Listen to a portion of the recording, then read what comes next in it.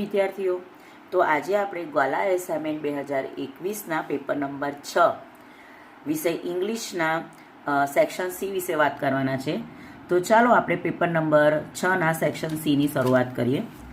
બાળકો, તમે અહીંયા ફકરો જુઓ છો, પણ આ ફકરામાં થોડીક કંઈક પ્રિન્ટિંગ મિસ્ટેક થઈ ગઈ એવું લાગે છે, કારણ કે આ બે પાર્ટના ફકરા ભેગા કર્યા છે. અને બે પાર્ટના ફકરામાં એવું છે કે પહેલો છે ને અહીંયા એ છે આઈ મિસ યુ મધર, એટલે આટલેથી આટલે સુધી મિસ યુ મધરનો ફકરો છે, અને અહીંયાથી અહીંયા સુધીનો ફકરો છે આઈ લવ મીનો છે, અને પ્રશ્ન જવાબ આપ્યા છે આઈ લવ મીના. એટલે બાળકો, મેં પ્રશ્નના જવાબ તો લખીને આવી છું, પરંતુ યાદ રહે અહીંયા આગળ એના માટે હું અહીંયા સૂચના પણ બતાવી રહી છું કે આ બે પાઠ મિસમેચ છે. મિસમેચ હોવાને કારણે પાઠના ફકરાના જે પ્રશ્ન છે એ આમાંથી મળવાના નથી, કારણ કે બે પાઠના ભેગા કરીને છે, પરંતુ હું પ્રશ્નના જવાબ તમારા માટે લખીને લાવી છું. તો જ્યારે આપણે પ્રશ્નના જવાબ જોઈ લઈએ, આ પાઠ જે છે આઈ લવ મી એના ફકરામાંથી પ્રશ્ન જવાબ હોઈ શકે છે, કારણ કે આ એના જ છે, પરંતુ અહીંયા આઈ લવ એટલે આઈ મિસ યુ મધર આપી દીધું છે, બે પાઠ ભેગા કરીને આપ્યા છે. તો આપણે પ્રશ્નના જવાબ જોઈ લઈશું. તો પહેલો પ્રશ્ન છે, what benefit does the writer get after discovering the technique use? After discovering the technique use that work for the writer's confidence grow, એટલે એમનામાં આત્મવિશ્વાસ જાગે છે, અને he began to see challenges as opportunities to move forward and succeed. મતલબ તે challenges એટલે જીવનમાં આવતી સમસ્યાઓ અને તકોની સામે તે લડે છે, અને એની સામે તે સફળતા મેળવે છે. બીજો પ્રશ્ન છે, what change come over the writer? Now the writer can enjoy meeting the people. શું ફરક પડે છે રાઇટરના જીવનમાં કે રાઇટર હવે બીજા લોકોને મળતા થાય છે, અને હર રિલેશન આર મચ બેટર, અને પહેલાં કરતાં લોકો સાથે એના સંબંધ ઘણા સારા થઈ જાય છે. પછીનો પ્રશ્ન છે, what is a result of developing self confidence? તો ડેવલપિંગ સેલ્ફ કોન્ફિડન્સમાંથી શું એમને થાય છે? As the result of is developing self confidence, જ્યારે તેમના આ પરિણામ છે કે કોન્ફિડન્સ એમના લેવલમાં વધી જાય છે, the writer is achieving her goal, મતલબ રાઇટર તેના જીવનનો ધ્યેય હાસિલ કરી નાખે છે. With as she no longer miss the opportunity that life offer, એમના જીવનમાં આવતી એક પણ તકે ગુમાવતા નથી. And she is more optimistic and her mind no longer limit her, એટલે એક વધુ હકારાત્મક વિચારતા થઈ જાય છે, અને વધુ હકારાત્મક વિચારવાને કારણે તેઓ જીવનમાં ઘણી બધી જગ્યાએ સફળ થાય છે, અને જીવનની કોઈ મર્યાદા એમને નડતી નથી. now પછીનો પ્રશ્ન છે આપણો, તમે જુઓ કે પ્રશ્ન છે, what is ultimate truth that the writer discover? તો કે the ultimate truth the writer discover is life is finally good. આ ફકરાની છેલ્લી લીટીમાંથી મળે છે, જો લખ્યું છે લાઈફ ઇઝ ફાઇનલી ટ્રુથ. આ આપણને ફકરામાંથી મળે છે. હવે આપણો પ્રશ્ન છે, peak out the word from the passage means ahead એટલે ફોરવર્ડ, અને વન હુ થિંક પોઝિટિવલી, જે હકારાત્મક વિચારે છે તે લોકો, ઓપ્ટિમિસ્ટિક. બરાબર, જો એનું લખેલું છે મેં જવાબ તમારા માટે.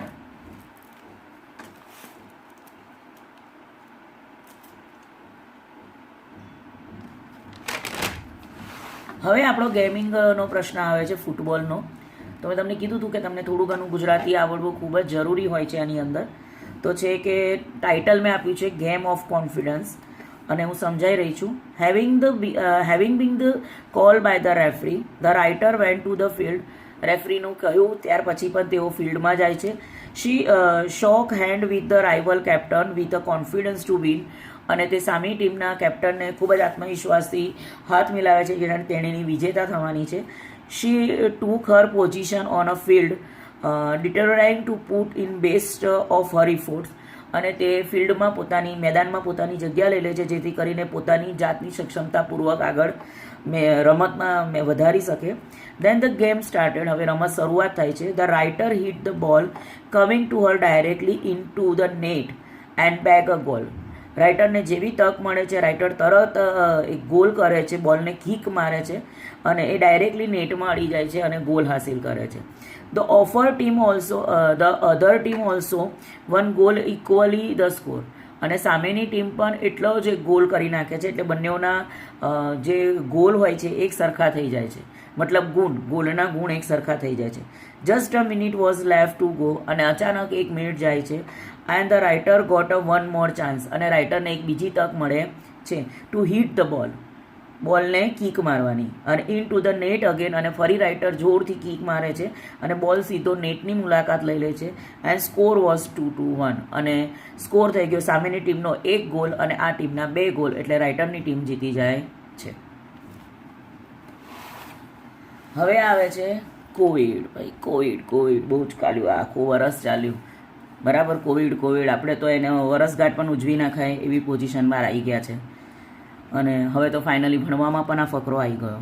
તો છે આપણો covid care centre largest in the world, બરાબર છે. તો કે new Delhi lieutenant government Anil Baijal inaugurated the 1000 bed in Sardar Patel Covid care centre, the largest of a kind in a world, at the Radha Swami Satsang base here on a Sunday. મતલબ અહીંયા એવું કહેવા માંગે છે કે દિલ્હીના લેફ્ટનન્ટ અનિલ વિંજાના અનુસંધાનમાં, એટલે એમના દેખરેખ અનુસાર 10,000 બેડનો Sardar Patel Covid care centre ખોલે છે, જે દુનિયાનું સૌથી મોટામાં મોટું કોવિડ સેન્ટર છે, અને તેની સ્થાપના થઈ રહી છે. એમાં 1,000 જેવા બેડ છે.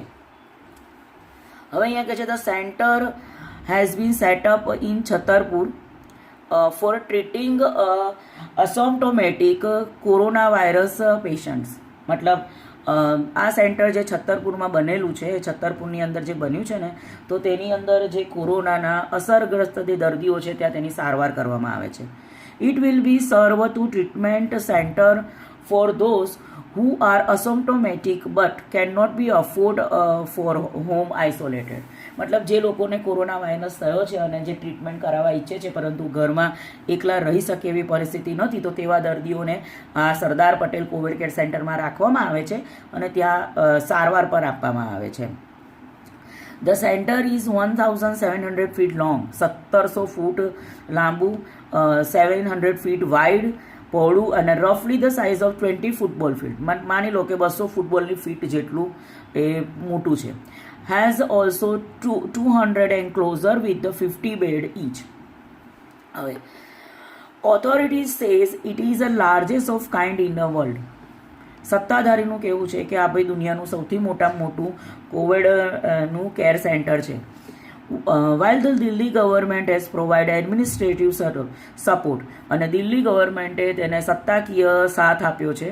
The Indo-Tibetan Border Police will be nodal agency operating the center. એટલે ઇન્ડો ટિબેટિયન બોર્ડર પોલીસ છે એ આ નોડલ એજન્સી આપેલી છે કે જે ઓપરેટિંગ કરશે આ સેન્ટરને. તો હવે આપણે પ્રશ્નના જવાબ શરૂ કરીએ. તો પહેલો છે how did Sardar Patel Covid care centre in Chhattarpur unique one. Unique કેમ છે? તો ભાઈ મેં યુનિક તો એટલા માટે મને લાગ્યું કે ભાઈ એક તો 10,000 બેડ છે, દુનિયાનું સૌથી મોટામાં મોટું એક કોવિડ કેર સેન્ટર છે, તો પછી યુનિક તો હોય જ ને, આટલું મોટું અને દુનિયામાં પહેલું. તો આપણે શરૂ કરીએ પ્રશ્નમાંથી જવાબ લખીને.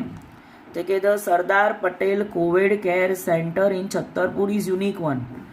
યુનિક છે કેમ ભાઈ? બિકોઝ શું છે ભાઈ આમાં જોઈએ. બિકોઝ there were 10,000 બેડ, બરાબર, in a Sardar Patel Covid care centre. એક તો 10,000 પલંગ છે આની અંદર કોવિડ કેર સેન્ટરમાં, and the largest of kind in the world, અને દુનિયાનું સૌથી મોટામાં મોટું કોવિડ કેર સેન્ટર છે. જો મેં જવાબ લખેલો છે,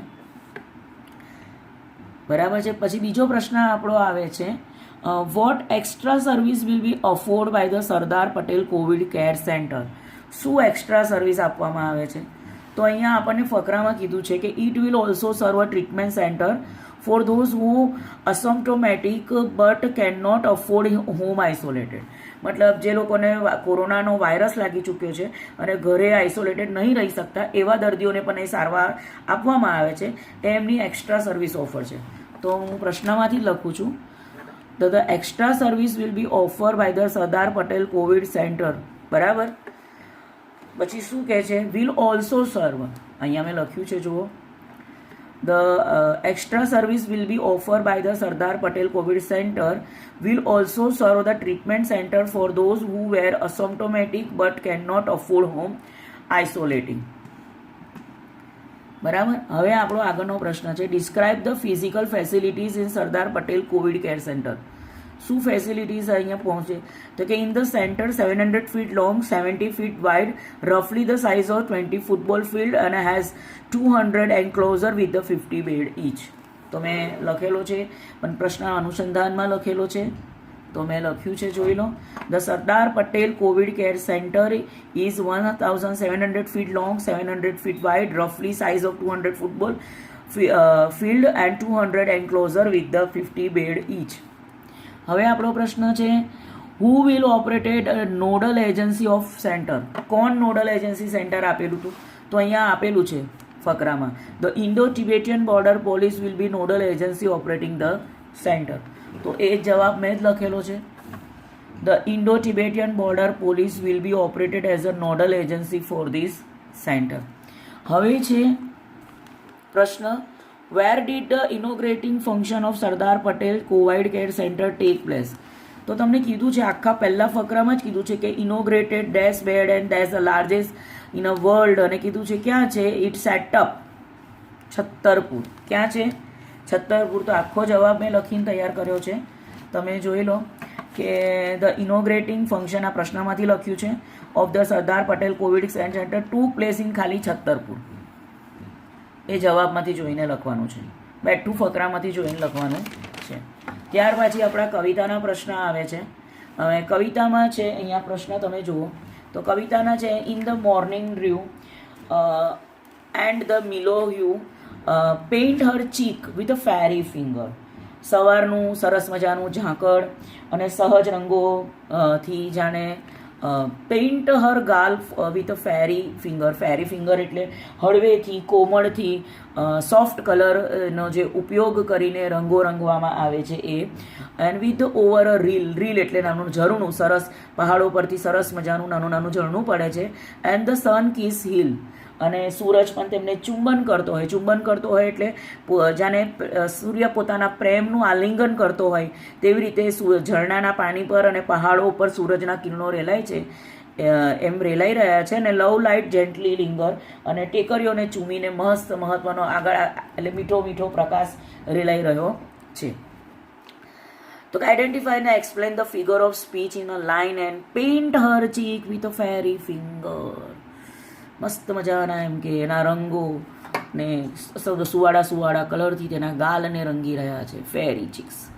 હવે પેઇન્ટ ધ ચીક મતલબ પેઇન્ટ એ નિર્જીવ છે અને હર ચીક વિથ ફેરી ફિંગર એ સજીવ છે અહીંયા આગળ, એટલે બે વસ્તુનું મિલન કરેલું છે. તો આપણે અહીંયા લખીશું, the figure of a speech in line paint her cheek a fairy finger is personification. Personification એટલે અહીંયા સજીવ અને નિર્જીવને જોડતો અલંકાર. પર્સોનિફિકેશન એટલે સજીવ અને નિર્જીવને જોડતો અલંકાર. હવે કેવી રીતે એ બી મેં સમજાયું છે. Her is use to mountain peak, Kanchenjunga, જેને આપણે હિમાલયની રાણી કહીએ છીએ, બરાબર. એટલા માટે આપણે શેનો ઉપયોગ કર્યો? હર. અને અહીંયા કહે છે એટલે અહીંયા પીક, આપણે માઉન્ટેનનો પીક એટલે. And morning dew and mellow hue both inanimated do the human job painting. અને એમ કીધું છે ને કે મોર્નિંગ ડ્યુ અને મિલો યુગ એટલે ઇનએનિમેટેડ, અને જે હ્યુમન બિંગ શું કહે છે, do a job of painting, જે હ્યુમન બિંગ પેઇન્ટિંગ કરે છે, મતલબ સજીવ અને નિર્જીવને જોડતી કડી છે. આપણે ગુજરાતીમાં જોઈએ તો અલંકારો આવે છે, અલંકારોમાં કહેવાય સજીવને નિર્જીવને જોડતી કડી. પછી છે, what do you mean by the sun kiss hill. ભાઈ સન કિસ કરે છે એનો મતલબ તો મેં મારી રીતે લખેલું છે અહીંયા, અને પોયમના અનુસંધાનમાં ગઈ છું. એકોર્ડિંગ ટુ ધ પોયમ એટલે કવિતાના મુજબ જોઈએ, the sun kiss hills means sun is so tender, મતલબ like the feeling of love. સૂર્યને પ્રેમની લાગણી વ્યક્ત થાય છે. મતલબ in the scene of sun set where the sun come nearer to the hill. મતલબ મેં તમને કીધું હતું કે ટેકરીઓની આજુબાજુ આવે છે અને સૂરજના કિરણો ટેકરીઓ પર છવાય છે. And bright colour love is spreading around us. અને તમે જોયું છે ને સૂર્ય ઉગે અને સૂર્ય આથમે ત્યારે મસ્ત મજાના સોનેરી કિરણો અને વાતાવરણમાં બદલાઈ ગયેલું હોય છે, એટલે બ્રાઇટ કલર મેં લખ્યું છે અહીંયા આગળ. Bright colour of love is spreading around it, મતલબ આજુબાજુ વાતાવરણમાં મસ્ત કલરો છવાઈ જાય છે. એટલે આ રીતે મેં લખ્યું છે. તો ફરી એકવાર જોઈ લો. According to the poem the sun kiss hills means sun is so tender, મતલબ like the feeling of love. અને in the scene sun set એટલે સન ડૂબે છે ત્યાં આગળ, where the sun come nearer to hill, જ્યારે સૂરજ ટેકરીઓની નજીક જાય છે અને તમે જુઓ છો સૂરજ ડૂબે ત્યારે મસ્ત મજાના કેસરી રંગ, પીળો રંગ એવા છવાઈ ગયા હોય છે, એટલે bright colour of love is spreading around, મેં એવું લખ્યું છે. હવે આપણો આગળની કવિતા આવી રહી છે. In the other day I use to be poet through the whose pen innumerable song would come to win in a heart man. મતલબ એ દિવસોમાં હું કવિ બન્યો હતો, જેથી મારા મનમાં, દિલમાં જે વિચારો આવ્યા, એ જે વિચારો કલ્પના પેન વડે મેં કરી, એ ગીતોની પેન લીધી અને ગીતો બનાવી દીધા, અને બધા મનુષ્યના, જેથી હું દિલ જીતી શકું. To win a heart of man, એટલે બધા જે મનુષ્ય છે એના દિલો જીતી શકું. But now through the new got knowledge, પણ જ્યારે મારામાં નવું જ્ઞાન આવ્યું, મને ખરેખર જિંદગીના નવા જ્ઞાનનો અહેસાસ થયો. Which I had no had to so long and I have ceased to be a poet and have learned to be a song. તો મેં કવિતામાં જે ગીતો લખતો હતો, એ ગીતો બનીને હું માત્ર ગીત બનતા શીખી ગયો છું, અહીંયા એવું કહે છે. એટલે કવિએ કવિતા લખવાનું છોડીને પોતે કવિ એ કાવ્ય બની જાય છે. તો અહીંયા કહે છે in other day what would come through the poet's pen. પોએટના પેનમાંથી શું લખાતું હતું? તો in other day in number of song would come through the poet's pen. એ ઘણા બધા અસંખ્ય ગીતો લખાતા હતા. Why has the poet ceased to poet? કેમ આવું કહે છે? The poet has ceased to be a poet because he has been influence by the new got knowledge. એ પ્રભાવિત થઈ ચૂકેલા હોય છે નવા જ્ઞાનથી એમનો સાક્ષાત્કાર થયેલો હોય છે. Now why does the poet write the poem? કેમ હવે પોયટે પોયમ લખી? તો તમે એને જોઈ શકો છો. The poet write the poem કહે છે અહીંયા આગળ. The poet write the poem to win the heart of man. એ ગીતો કેમ લખતા હતા? જેથી લોકોના હૃદય જીતી શકાય, એના માટે તેમણે કવિતા લખી હતી. તો બાળકો, હવે તમે સમજી ગયા છો. અહીંયા ફાઇનલી તમારા પેપર 1, 2, 3, 4, 5, 6 ના સી પતી ચૂકેલો છે. અહીંયા આપણે પેપર નંબર 6ના સેક્શન સી પૂર્ણ થાય છે. તો બાળકો, હું આશા રાખું કે આ તમને કામ લાગે અને જેથી તમે બોર્ડમાં 12માની પરીક્ષાની તૈયારી સારી રીતે કરી શકો છો. તો જો તમને આ મારી સમજાવટ ગમી હોય તો પ્લીઝ મારા વિડીયોને લાઈક કરો, બધા જ વિદ્યાર્થીઓમાં શેર કરો, જેથી વિદ્યાર્થીઓ સારા માર્ક લઈ શકે અંગ્રેજી વિષયમાં, અને ચેનલને સબસ્ક્રાઈબ કરી નાખો, જેથી નવા વિડીયો પણ તમને મળતા રહે. તો guys, please like it, subscribe it and share it. Thank you for watching my video.